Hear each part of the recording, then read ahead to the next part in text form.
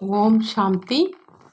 அவ்யக்த முரளி 1-3-1983. அவ்யக்த பாப்தாதா, மதுபன்.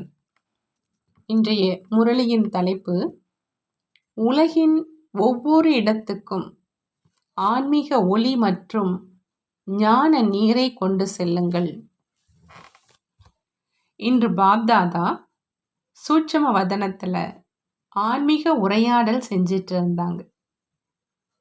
கூடவே குழந்தைகளின் சாரலையும் பார்த்துக்கிட்டு இருந்தோன்னு சொல்றாங்க பாப்தாதா. தற்சமயம் மதுபன் வரதான பூமியில எப்படி குழந்தைகளின் சாரல் தூவுதல் நடந்துட்டு இருக்குது என்பதை பார்த்து மகிழ்ச்சி அடைந்து கொண்டிருந்தோங்கிறாங்க. மதுபன் பவர் ஹவுஸ்ல இருந்து எத்தனை ஆன்மீக மின் தொடர்பு சென்று கொண்டு இருக்கின்றன அப்படிங்கிறத பாப்தாதா பார்த்துட்டு இருந்தாங்க. எப்படி ஸ்தூல பவர் ஹவுஸில் இருந்து, அதாவது மின் உற்பத்தி நிலையத்திலிருந்து அநேக இடங்களுக்கு மின் இணைப்பு செய்யப்படுது. அதே மாதிரி இந்த பவர் ஹவுஸில் இருந்து எத்தனை பக்கங்களுக்கு இணைப்பு சென்று இருக்குது, மேலும் எத்தனை இடங்களுக்கு இணைப்பு செல்லலை, எப்படி இன்றைய நாட்களில் அரசாங்கமும் தங்களுடைய தேசத்தில் அனைத்து இடங்களிலும், அனைத்து கிராமங்களிலும், நாலாபுறங்களிலும் மின்சாரம் மற்றும் தண்ணீர் கிடைப்பதற்காக ஏற்பாடு செய்வதற்கு முயற்சி செய்கிறாங்க. பாண்டவ அரசாங்கம் என்ன செஞ்சிட்டு இருக்குது? ஞான கங்கைகள் நாலாபுறங்களிலும் செல்கின்றனவா அப்படின்னு பாப்தாதா கேட்குறாங்க. மின் உற்பத்தி நிலையத்திலிருந்து நாலாபுறங்களிலும் மின் இணைப்பு செல்லுதான் கேட்குறாங்க. எப்படி மேலே இருந்து எந்த ஒரு நகரத்தை அல்லது கிராமத்தை பார்த்தீங்க அப்படின்னா, சில இடங்களில் வெளிச்சம், அருகில் இருக்கும் வெளிச்சமா அல்லது தூரமாக தென்படும் வெளிச்சமா அப்படிங்கிற அந்த காட்சி தெளிவாக தென்படும். பாப்தாதாவும் சூட்சும வதனத்தில் இருந்து எத்தனை பக்கங்களில் வெளிச்சம் இருக்குது, மேலும் எத்தனை இடங்களுக்கு வெளிச்சம் இன்னும் சென்று அடையல அப்படிங்கிற காட்சியை பார்த்துக்கிட்டு இருந்தாங்கன்னு சொல்றாங்க. பாரதம் மற்றும் வெளிநாடுகளில் இன்னும் பல இடங்களுக்கு இணைப்பை கொடுக்க வேண்டி இருக்குது அப்படிங்கிற அந்த ரிசல்ட்டை நீங்களும் தெரிஞ்சிருக்கீங்க. எப்படி மின்சாரம் மற்றும் தண்ணீர் இல்லாத இடத்துக்கு எந்த மதிப்பும் இருப்பதில்லை, அதே மாதிரி எங்கு ஆன்மீக மின்சாரம் மற்றும் ஞான நீருக்கான தேவை நிறைவேறவில்லையோ அங்குள்ள சைத்தன்ய ஆத்மாக்கள் எந்த நிலையில் இருக்கிறாங்க அப்படின்னு பாபா கேட்குறாங்க. இருளில் தாகத்தில் அலைஞ்சிட்டு இருக்கிறாங்க, துடிச்சிட்டு இருக்கிறாங்க. அந்த மாதிரி ஆத்மாக்களின் மதிப்பு எப்படி இருக்குது என்று கூறுறீங்க? சோழிக்கு சமமானது, மேலும் வைரத்துக்கு சமமானது அப்படிங்கிற படத்தை வரைகிறீங்க தான் இல்லையா? மின்சாரம் மற்றும் ஞான நீர் கிடைக்கிறதுனால சோழியிலிருந்து வைரமாகிடுறாங்க. அப்படி மதிப்பு அதிகரிச்சது தான் இல்லையான்னு கேட்குறாங்க பாபா. பாரதம் மற்றும் வெளிநாடுகளில் இருந்து வந்திருக்கும் குழந்தைகள் பவர் ஹவுஸில் இருந்து விசேஷமாக பவரை எடுத்துக்கொண்டு அவரவர்கள் ஸ்தானத்துக்கு சென்று கொண்டு இருக்கிறாங்க அப்படிங்கிறத பாப்தாதா பார்த்துட்டு இருந்தாங்க.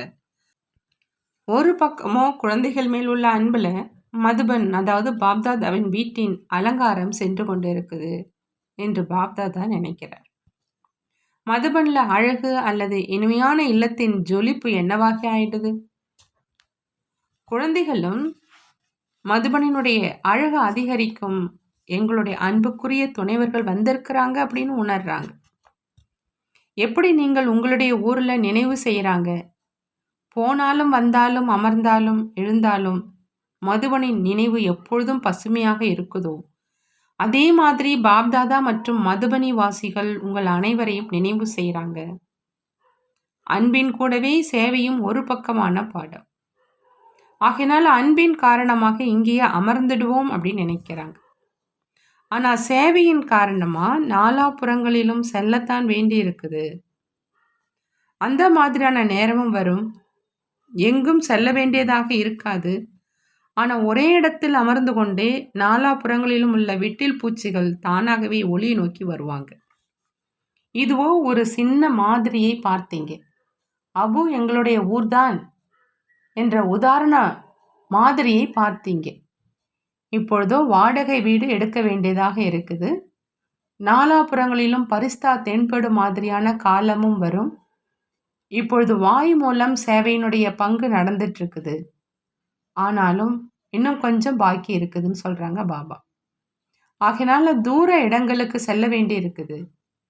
இப்பொழுது ஏற்கனவே கூறியது போல சிரேஷ்ட எண்ணத்தின் சக்திசாலியான சேவை, இறுதியில் அந்த சேவையினுடைய சொரூபம் தான் தெளிவாக தென்படும்.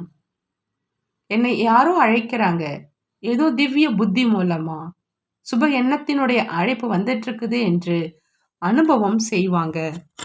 சிலர் திவ்ய திருஷ்டி மூலமா தந்தை மற்றும் ஸ்தானத்தை பார்ப்பாங்க. 2 விதமான அனுபவங்கள் மூலமா மிக அதிவேகத்துல தமது உயர்ந்த புகலிடத்திற்கு வந்து சேர்ந்துடுவாங்க. இந்த வருடம் என்ன செய்வீங்க அப்படின்னு பாபா கேட்குறாங்க. முயற்சி நன்றாக செஞ்சிருக்கீங்க. இந்த வருடம் மீதம் இருக்கும் இடங்களுக்கு ஒளியோ கண்டிப்பாக கொடுப்பீங்க. ஆனால் ஒவ்வொரு இடத்துக்கும் விசேஷம் இருக்குது. இந்த வருடம் ஒவ்வொரு சேவை நிலையங்களில், அதிலும் முக்கியமாக என்னென்ன பெரிய சேவை நிலையங்கள் இருக்குதோ அதில் எப்பொழுதாவது மத மாநாடு வச்சிங்க அப்படின்னா அனைத்து மத தலைவர்களையும் அழைத்து செய்கிறீங்க. அரசியலை சேர்ந்தவங்களை அழைக்கிறீங்க.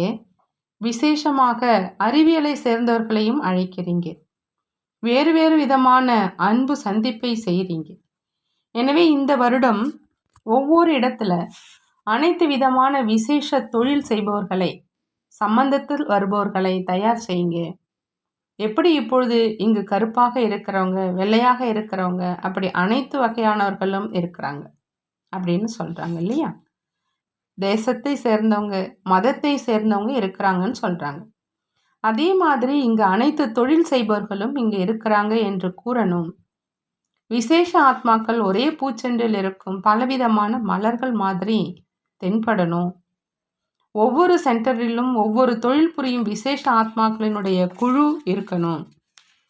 அதன் மூலம் ஒரு தந்தையின் ஒரே சத்திய ஞானம் அனைத்து தொழில் புரிபவர்களுக்கும் எவ்வளோ சகஜமாக மற்றும் சரளமாக இருக்குதுங்கிற செய்தி உலகத்தில் மிக வலுவான ஓசையில் பரவணும். அதாவது ஒவ்வொரு சேவை நிலையத்தின் மேடையிலும் அனைத்து தொழில் செய்பவர்களும் ஒன்றாக சேர்ந்து தென்படணும். எந்த ஒரு தொழில் செய்பவரும் தங்கி போயிடக்கூடாது. ஏழையிலிருந்து செல்வந்தர் வரை, கிராம மக்களிலிருந்து பெரிய நகரத்தில் வசிப்பவர் வரை, வேலை ஆட்களிலிருந்து பெரிய தொழிலதிபர்கள் வரை அனைத்து விதமான விசேஷ ஆத்மாக்களின் ஆன்மீக கூட்டம் தென்படணும். அதன் மூலம் இந்த ஈஸ்வரிய ஞானம் இவர்களுக்காக மட்டும்தானா என்று யாரும் கூறக்கூடாது. அனைவருடைய தந்தை அனைவருக்காக இருக்கிறார். குழந்தைகளிலிருந்து மிகவும் வயது முதிர்ந்தவர் வரை விசேஷமாக எனக்காக இந்த ஞானம் என்று அனைவரும் அனுபவம் செய்யணும். எப்படி அனைத்து பிராமணர்களும் உங்கள் மனதிலிருந்து, இதயத்திலிருந்து என்னுடைய பாபாங்கிற வார்த்தை வெளியாகுது, அதே மாதிரி உலகின் ஒவ்வொரு மூலையிலிருந்தும், உலகின் ஒவ்வொரு தொழில் செய்யும் ஆத்மாவும் எனக்காக தந்தை வந்திருக்கிறார், எனக்காகத்தான் இந்த ஞான ஆதாரம் என்று உள்ளபூர்வமாக சொல்லணும். ஞான வள்ளல் மற்றும் ஞானம் இரண்டிற்காகவும் அனைத்து பக்கங்களில் இருந்தும் அனைத்து விதமான ஆத்மாக்களிடம் இருந்தும் இந்த வார்த்தை தான் வெளியாகணும். பொதுவாக அனைத்து துறையை சேர்ந்தவர்களின் சேவையை செய்து கொண்டு தான் இருக்கீங்க. ஆனால் ஒவ்வொரு ஸ்தானத்திலும் அனைத்து வகையினரும் இருக்கணும். மேலும் பிறகு அந்த மாதிரி பல வகையான தொழில் புரிபவர்களின் பூச்செண்டை பாப்தாதாவிடம் கொண்டு வாருங்க.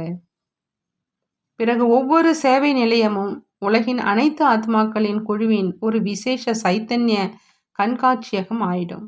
புரிந்ததா அப்படின்னு பாபா கேட்குறாங்க.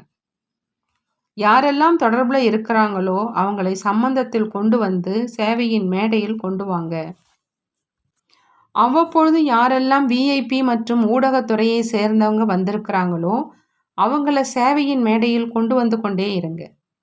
அதனால் வாயினால் பேசுவதையும் விட அந்த வாயினால் கூறப்பட்ட வார்த்தைகள் அந்த ஆத்மாக்களை ஈஸ்வரிய பந்தனத்தில் கட்டி போடுவதற்கான சாதனமாக ஆயிடும். மிக நன்றாக இருக்குது என்று ஒரு தடவை கூறினார். பிறகு சம்பந்தத்தில் இருந்து தூரமாகிட்டார் என்றால் மறந்து போயிடுறாங்க.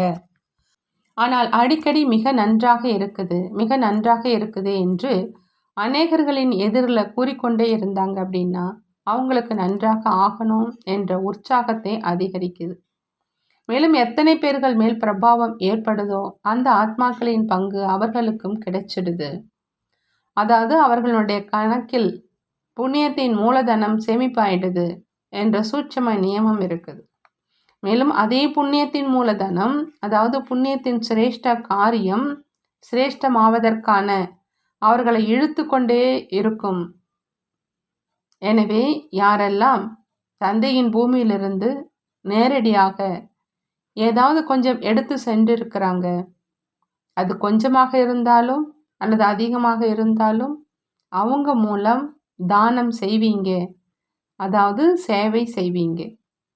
எப்படி ஸ்தூல செல்வத்தின் பலனாக அற்பகால ராஜ்யம் கிடைக்குது, அதே மாதிரி இந்த ஞான செல்வம் மற்றும் அனுபவத்தின் செல்வத்தை தானம் செய்யறதுனால கூட புது ராஜ்யத்தில் வருவதற்கு பாத்திரமானவராக ஆக்கிடும்.